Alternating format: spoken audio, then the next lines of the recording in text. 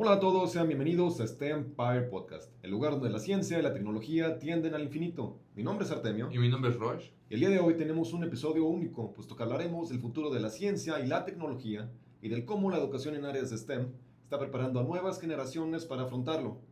Y para ello contamos con una invitada de gran relevancia, la doctora Zobeida Guzmán, quien es directora general de doctorados en UDLab. También coordina la estrategia STEM UDLab, dirige el Digital Maker Space con proyectos de divulgación, investigación y desarrollo en ciencia y tecnología. Es directora del Centro de Investigación TIA y gracias a ella es posible STEM Fire Podcast. Su formación es en ciencias de la computación. Su licenciatura es en la Benemérita Universidad Autónoma de Puebla y estudió la maestría y doctorado en ciencias con especialidad en ciencias computacionales en el INAOE. Además, la doctora Guzmán es investigadora nacional SNI nivel 1.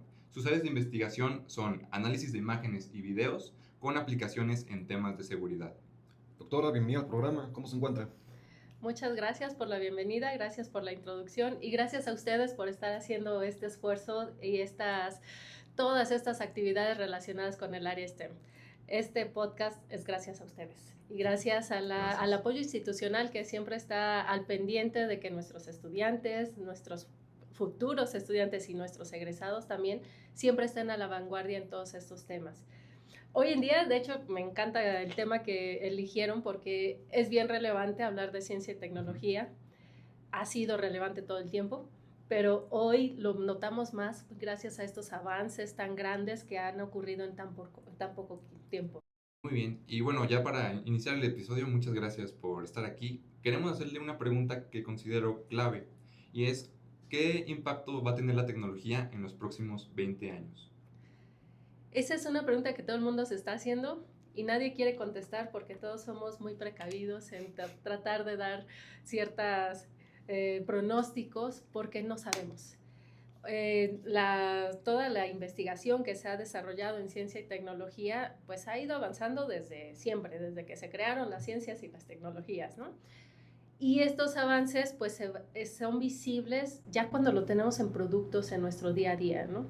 Hoy estamos aquí, tenemos las pantallas, las cámaras, los micrófonos, pero también si hablamos de las botellas, toda la tecnología que está detrás de esta botella, desde encontrar los insumos, la materia prima, los productos, cómo empaquetarlos, cómo preservarlos, todas las áreas del conocimiento siempre están siendo tocadas por la tecnología y la ciencia detrás de esa tecnología.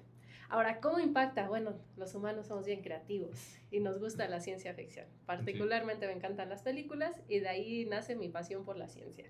Yo quiero hacer y entender qué es lo que está pasando ahí. Y las películas, la ciencia ficción, todos los libros, pues nos ayudan a ampliar nuestra imaginación y saber todo lo que queremos llegar. La inteligencia artificial en su concepción buscaba emular el comportamiento humano, cómo hacemos las tareas, cómo desarrollamos los procesos cognitivos de aprendizaje, pero también de toma de decisiones, cómo evaluamos los riesgos. Y todo ello se sigue estudiando. Todavía no estamos en el punto que alcanzamos la ciencia ficción, pero en muchas ocasiones sí. Entonces, ¿cómo va la tecnología? Avanzando. ¿Qué problemas se están resolviendo? Pues uno, poco a poco, sus problemas chiquitos, pero van siendo resueltos. Ahora, ¿cómo vamos a estar en 20 años? Pues depende de ustedes. Porque hoy tenemos problemas sin resolver, soluciones planteadas, pero lo que sigue va a depender de cómo se identifiquen esos problemas, cuáles van a ser los importantes. Y hoy en día sabemos que importantes son problemas ambientales, problemas que tienen que ver con energía, problemas que tienen que ver con, ustedes menciónenlos, ¿cuál viene a su mente? Otro tipo de problemas. Bueno, a mí la energía se me hace también muy interesante, pero sobre todo mencionó la inteligencia artificial. Yo creo que la inteligencia artificial nos va a ayudar a resolver ciertos problemas abstractos, sobre todo matemáticos y de computación que no llegábamos a visualizar. Yo creo que la inteligencia artificial fue un parteaguas, sobre todo porque no sabemos a ciencia cierta cómo funciona. Entonces, no y sé voy a ampliar ese comentario porque conocemos inteligencia artificial por las últimas aplicaciones y cambios que hemos estado visualizando todas las personas porque se promociona mucho. Pero yo quiero ir más allá, más atrás más bien. La inteligencia artificial en sí misma tiene, pues, le voy a ir redondeando a casi un siglo, pero la verdad es que todavía vamos por los 3/4. Y lo que estaba sucediendo con estas tecnologías es el uso de otras ciencias que ya se habían estado estudiando desde siempre, las matemáticas, la física, la propia computación que sale de todas estas, desde la filosofía, matemáticas y todas las que podemos mencionar, y de computación sale inteligencia artificial. Ahora, lo que estamos viendo hoy en día, que en mercadotecnia, bueno, en todo lo que nos venden en publicidad, hablan de las IAs. No son IAs, es una sola ciencia que estudia todo esto, lo ha venido estudiando, han venido obteniendo resultados maravillosos y todavía muy limitados en lo que se quiere lograr, pero las últimas aplicaciones que son las más conocidas de inteligencia artificial generativa y basadas en modelos de lenguaje de gran tamaño, pues son las que han ido notándose más, pues gracias a las grandes empresas de tecnología que las han impulsado. Claro. Ahora, ¿cómo está beneficiando esto? Pues beneficia en que visualizamos qué es lo que se puede hacer, pero sobre todo qué problemas queremos resolver. Tú lo mencionabas, y ya está ayudando. ¿Por qué? Porque no siempre podemos visualizar todos los posibles problemas para diseñar un sistema computacional que resuelva todo. Inclusive lo que queremos es que si ya tenemos un gran conjunto de información, de datos que podemos obtener información de ellos, pues entonces lo damos a los modelos, a los sistemas computacionales y a los modelos de aprendizaje que encuentren esos detallitos que nosotros no alcanzamos a ver. Y hablamos de computadoras, lo hacen súper rápido. Y esa es la ventaja, ¿no? Sí, y bueno... Claro, bueno, doctora, siguiendo su línea de pensamiento, ¿cuáles cree que serán las tecnologías que más transformarán nuestra vida diaria en los próximos años? Hablaba ahorita de las botellas, por ejemplo, de cómo, o sea, no nos damos cuenta de qué hay detrás de una botella, ¿no? Sí, bueno, hablo de la botella porque lo tengo aquí, lo podemos hablar de los micrófonos, de todo lo que se quiera resolver en el mundo y también en el espacio. Son temas de gran relevancia. ¿Hacia dónde va? Todas las áreas están siendo beneficiadas por la ciencia y la tecnología, todas. Hablaba de pues, los sistemas de producción, pero también los sistemas ambientales, pero también algunos otros modelos matemáticos. En todas las áreas que ustedes se imaginen hoy del conocimiento están siendo apoyadas e impulsadas por la ciencia y la tecnología en general. ¿De qué quiero hablarles? Quiero mostrarles ahorita una gráfica que les traía. Esta gráfica es algo muy conocido, es una curva de la innovación, porque tú mencionas, ¿para dónde van las nuevas tecnologías? Claro. Quiero hablarles de cualquier tipo de innovación, y es esta curva. Primero empezamos con que se dispara la innovación, y va creciendo hasta que llega al pico de expectativas. Algo sale nuevo, y decimos, yo lo quiero usar aquí y acá y allá, y para todo sirve. Pero entonces tenemos este pico más alto de expectativas que son infladas, porque esperamos mucho de cualquiera de estas innovaciones. Pero después nos damos cuenta, aprendemos cómo funcionan, cuáles son sus limitaciones y nos empezamos a desilusionar de estas innovaciones hasta que nuevamente, bueno, ese es el valle de la desilusión, hasta que nuevamente empieza a crecer cuando ya entendemos cómo funcionaba esa herramienta o tecnología, la aprendemos a entender, como mencionaba, pero a usar para lo que realmente pueda servir, no para todo, no todo sirve para todo, y entonces empezar con esta pendiente de el uso de estas tecnologías en general, todas las innovaciones. Le llaman como la pendiente de cuando ya sabes para qué sirve, ¿no? Y llega al punto en donde ya lo usas en un sistema productivo, o sea, ya está en la producción.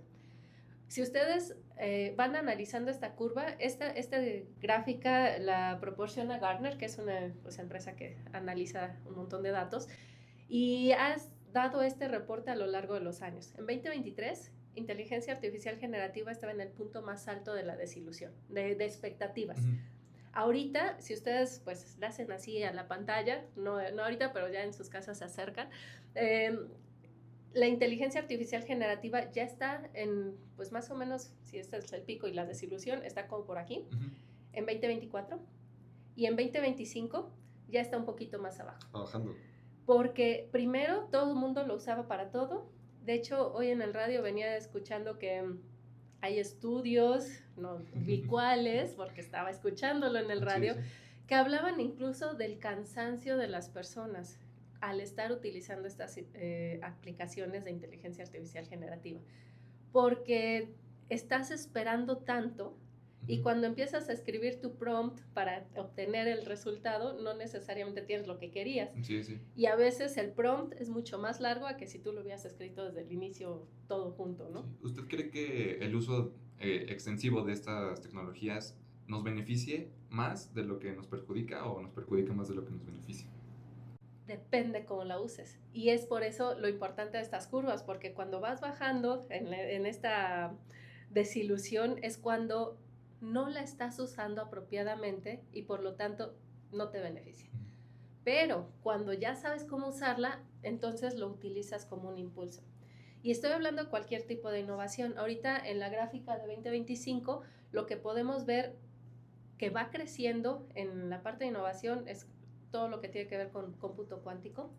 Sí. Si ustedes alcanzan a ver esos puntitos chiquititos, lo que ahorita ya está en más desarrollo es todo lo que es cómputo en la nube y cómo involucrar cómputo en la nube con las nuevas tendencias de inteligencia artificial. Y para esto, déjame ir a la siguiente gráfica, porque aquí esta es una gráfica de un reporte que salió, bueno, lo publicaron hace algunos meses, pero es con datos de 2024 del Foro Económico Mundial sobre los trabajos futuros. Okay. Y esto, a lo mejor ustedes dicen, no, quiero saber en 20 años. No, bueno, vamos poco a poco. Ellos dicen, en estos 10 años, 10 años era desde... 25 a 2030. Del 25 al 30, en 5 años. Ellos encuestaron a personas en el sector productivo, muchos sectores productivos, preguntándoles, ¿qué opinas? ¿Qué es lo que van a estar estudiando las personas? ¿Qué es lo que van a estar requiriendo los trabajos de estos nuevos estudiantes que van a egresar? Y como ustedes pueden ver, la tendencia es bien clara. Es más homo. IA y los procesos de información y todas estas tecnologías relacionadas es lo que está en estos 5 años. Okay, si en estos 5 años están demandando esos trabajos es porque pues ya se tardaron en empezar a estudiar eso, ¿no? Sí. Y si ya lo estás estudiando, pues claramente eso va a seguir siendo utilizado. Pero luego van a venir otras innovaciones, otras tecnologías que se van a requerir.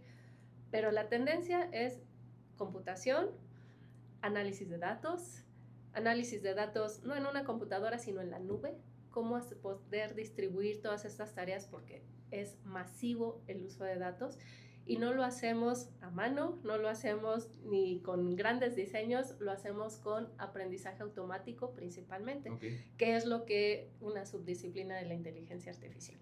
¿Estas tecnologías se aplican más que nada en las áreas de la ciencia y la tecnología o también, por ejemplo, en humanidades o en sector salud también se puede ver? Francamente, todos lo requerimos. En sector salud, bueno, tú estás estudiando robótica. ¿Qué tenemos en sector salud? Queremos aprender cómo diseñar mejores medicinas, pero también cómo prevenir enfermedades que hoy en día son muy costosas para pues, las personas que las sufren y para el sistema de salud mexicano principalmente, porque hay muchos enfermos con estos padecimientos que se pudieron haber prevenido muchos años antes, ¿no? Entonces, el área de prevención también puede estar involucrada con estas tecnologías. ¿Por qué? Imagínate que tú hoy te estás comiendo, bueno, imagínense hace 30 años cuando empezamos a tomar agua de botellas de plástico, no sabíamos que nos iba a generar pues estos residuos de microplásticos en nuestra sangre y ya está. Lo hubiéramos sabido antes, tal vez no envasábamos el agua en botellas de plástico, ¿no? Sí. Y entonces, ¿cómo prevenir este tipo de riesgos que a la larga pueden influenciar en la salud? También quiero recordar un podcast que estuvieron entrevistando aquí a un colega que está en áreas biológicas y él hablaba de las vacunas para el cáncer. Ah, sí, claro que sí. pues definitivamente necesitas modelos para simular todas las posibilidades, no las vas a hacer a mano. No, Sí, necesitabas grandes computadoras para mandarlos de una sola vez todas las posibilidades y luego empezar a evaluar. Ahí es donde intervienen los sistemas computacionales. Y los tenemos, hay que usarlos. Sí, hay que Manejo de usarlo. información, sí. Doctora, también sabemos que no todo es conocimiento técnico como tal. Desde su perspectiva, ¿qué habilidades blandas considera clave para los jóvenes en un futuro que tengan un impacto trascendente en estas áreas? Esa es una pregunta bien importante. Hablemos de la generación que ustedes están viviendo, que es diferente a mi generación y la generación que vivieron pues mis profesores, ¿no? Ujú. La ventaja que ustedes tienen y las generaciones que vienen es que ya tienen la tecnología y la están estudiando, la están entendiendo, la están viviendo. No le tienen miedo, esa es la ventaja. Cuando algo no le tienes miedo, vas y lo usas. Las otras generaciones donde no lo habían incorporado a su trabajo rutinario, pues le tenían un poquito de miedo Sí, y van sí. más cautelosos y más despacio. Ustedes ya la tienen, pero ¿qué les hace falta? Ya tienen la información, ya tienen la Sí. tecnología, tienen acceso a esa información gracias a la tecnología, ya se rompieron las barreras, las fronteras de yo no puedo irme a estudiar a otro lugar, lo puedes hacer desde tu casa. Puedes aprender de las mejores personas, de los temas, especialistas en los temas, desde tu casa, desde tu teléfono. Sí. Es más, si traes tus lentes, aquí los puedes estar escuchando, ¿no? Así están avanzando. Entonces, información, lo que necesitan es deseo de adquirirla. Está Hambre. el hambre, qué bonito Conocimiento, lo claro, mencionas, porque muchas veces nos volvemos flojos. Sí. Decimos, ay, ahí está, ya ni me lo sé, ni me lo aprendo, no lo tengo que aprender de memoria como antes lo tenían que hacer. Ahí está, y nos confiamos. ¿Y qué pasa si se quedan sin internet? Pues ya no se puede resolver el problema que quiero resolver si no Se tienes acaba el mundo, acceso. sí, sí. Porque generas Exacto. dependencia, ¿no? Hasta cierto punto. Necesitan esta capacidad de adaptación, Ujú.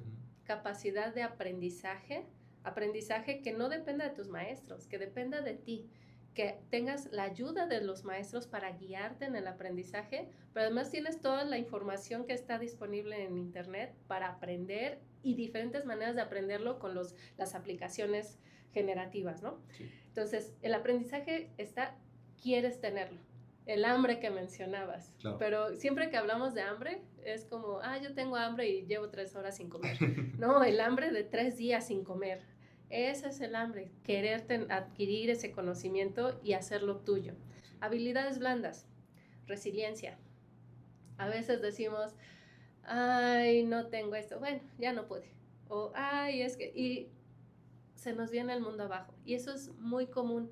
En estos tiempos estamos acostumbrados a las recompensas rápidas. Sí. Y si no tienes la recompensa, el mundo colapsa.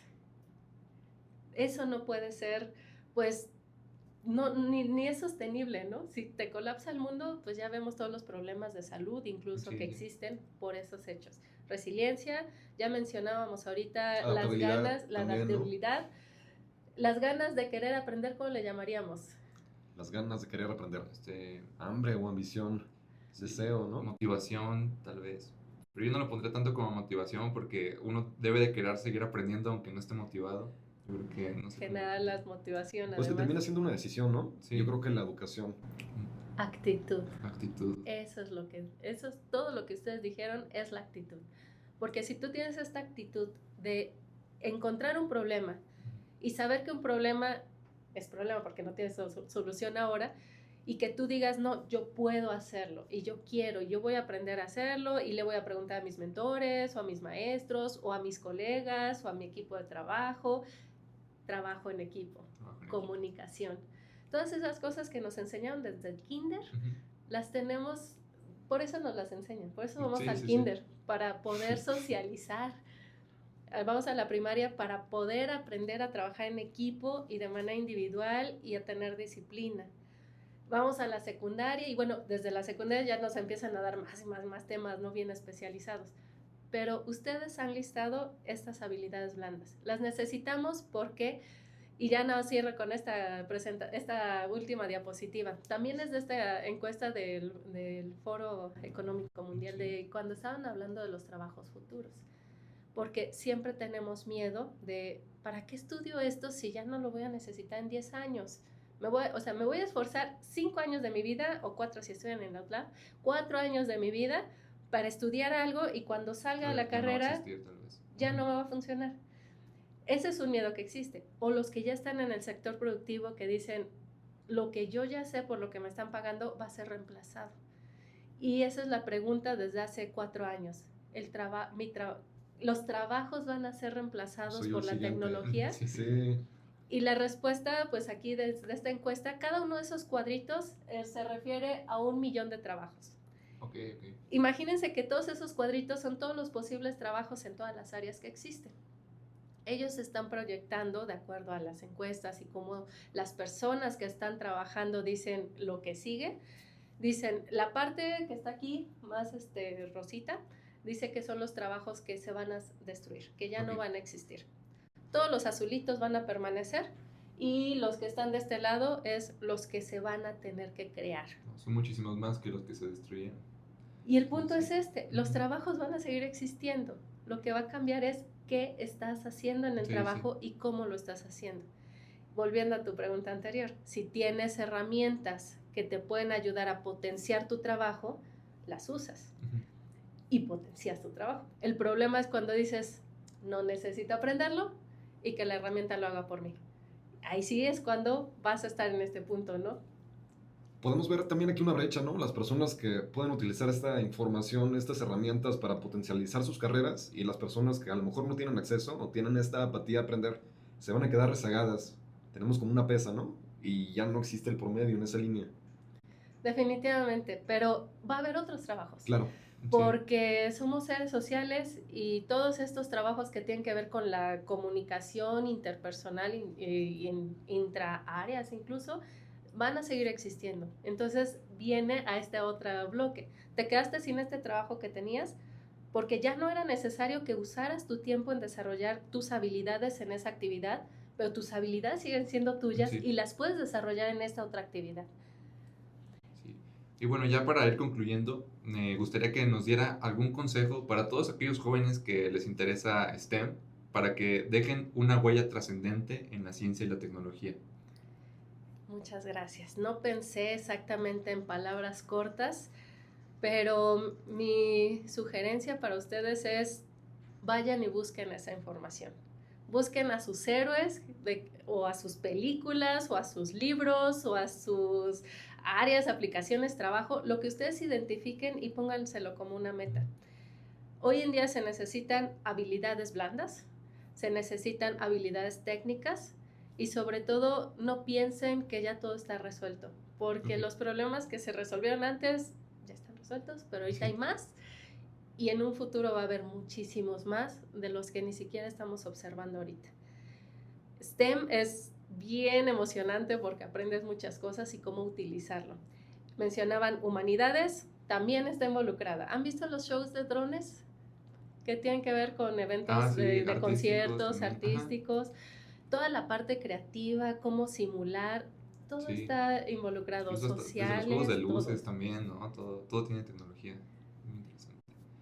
Así es muy interesante. Interésense, sigan escuchando este podcast porque escuché que vienen muy buenas entrevistas. Además, yo agradezco a todos los que están escuchando el podcast, los episodios en general, y a todos los que están queriendo aprender más, búsquenos, porque nos interesa tener más personas que estén interesados, que tengan esta actitud de hacer más cosas, y lo que buscamos en toda la estrategia STEM Outlab es impulsar a cada uno de ustedes a que puedan lograrlo. Sí. Fantástico, doctora. Gracias por su tiempo, ha sido un placer. Sí, muchas gracias, doctora. La verdad es un honor. Y bueno, recuerden a todos seguirnos en STEMpire Podcast. Las redes sociales son STEM-Outlab en Instagram y STEMpire en YouTube, Facebook y Spotify. Muchas gracias. Gracias, doctora. Muchas gracias a ustedes. Gracias por acompañarnos. Nos vemos en el próximo episodio.